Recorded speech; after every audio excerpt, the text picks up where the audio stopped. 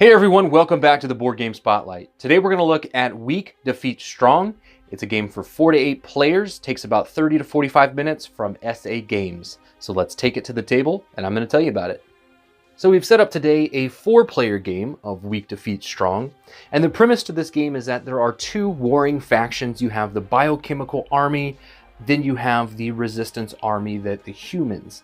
So these 2 factions are competing to win as many territories as they can from this area of territories. There are 13, so you're going to play 13 rounds in the game. Now, Weak Defeats Strong is a card hand management, territory control, and ladder climbing game. So you're going to have a deck of cards, or rather a hand of cards, that you're going to play out into the middle of the table trying to gain control of these various territories. And when you win a territory, you're going to also gain the reward of that territory, and they're going to tell you something to do when you win that territory. The cards in Weak Defeat Strong are broken up into 2 main categories. You have fire cards and effect cards. So you can play fire cards to the table, and those are going to help you win the territories. And then you have various effect cards that you can also play on your turn, on other players' turns, or right after or before you play a card. So there are a number of different cards in the game, and these effects are going to help you and your team win territories. At the beginning of the game, Felix is going to get a predetermined number of cards. So on top of the amount of cards they get for the round, in a 4-player game, you're going to deal out 35 cards to each player.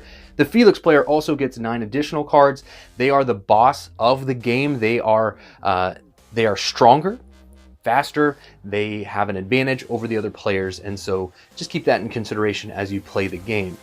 Now, this is a hidden identity game, so other than Felix, everybody else at the table is going to be hidden. So you do not know who your teammates are. In fact, throughout the game, you're trying to figure out who your teammate is, because you collectively as a faction want to win the most territories in order to win the game.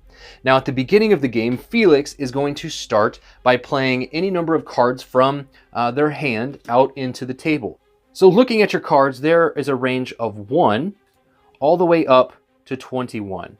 Now, 21 being the highest card in the game. Those are the strongest cards you can play. So the starting player would play any number of cards face up to the middle of the table. So if Felix leads with 3 1s, then the next player has to play 3 cards of higher value. So we could play 3 5s.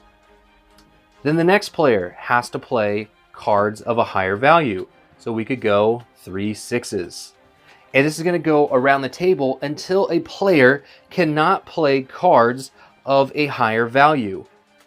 So we could do 8s, 3 8s, and then it gets back to Felix.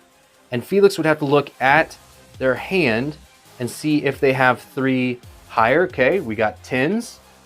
And then it would go to the next player. Now, at any point in the game, you can pass. You do not have to play a card. If you pass, the player previously is going to win the hand of cards. Now, this is important because you're only going to have the 35 cards in your deck. So what you have is what you have. So you really have to be efficient with the cards that were dealt to you. Because if in the later rounds of the game, say rounds 12 and 13, and you have no cards in your hand, you're useless. You cannot help your team. You have to pass. So being as efficient as possible with the cards that you have in your hand is incredibly important to your team. So if we had finished this round, the player would gain one of these territories and they would place it in front of them. Then we'd look at the reward, and it says draw 2 cards from the card library. Well, we're gonna come over here and we'll draw 2 cards, and then we are gonna get 2 new cards into our hand. So that is going to offset some of the cards we've just lost, but again, it's not going to cover all of them. Now, this is going to continue for 13 rounds. After all 13 territories have been claimed, you're then going to look at whichever faction has the most territories. So we would reveal ourselves. So we have the Resistance Army. This is the Biochemical Army.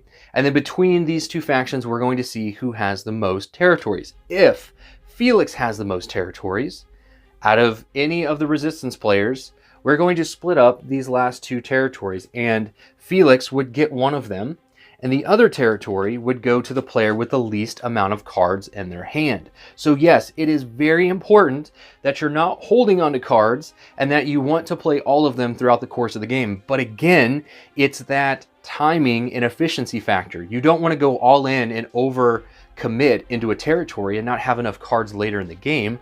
But you also don't want to hold so many cards back that you're not able to play them later. So there is a really, really thin line that you have to tread in order to try to maximize your hand of cards.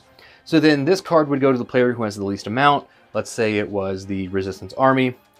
Otherwise, if one of the Resistance Army players has more territories than Felix, both of these territories are going to be divided among the faction that has the least amount of cards in their hand.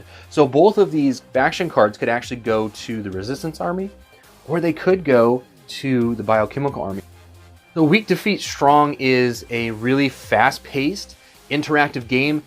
It's more interactive with 6 to 8 players, so you want to get a lot of players around the table playing this game because you're going to have 2 warring teams, and again, you're trying to find your teammates. So there's a nice little tension of not really knowing who is on your team and not allowing one person to commit and take all the territories, because there's a tug of war there because you're not really sure if they're on your team. And if they're on one of the opposing teams, you certainly don't want them to have all the territories. So there is a nice balance between taking territories and kind of backing off and waiting for an opportunity to strike on your enemy.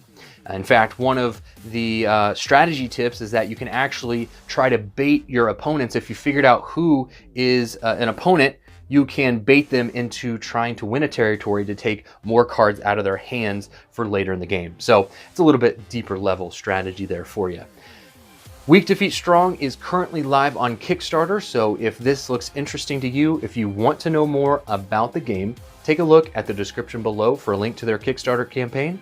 This has been Derek with the Board Game Spotlight, and this has been your preview of Weak Defeat Strong.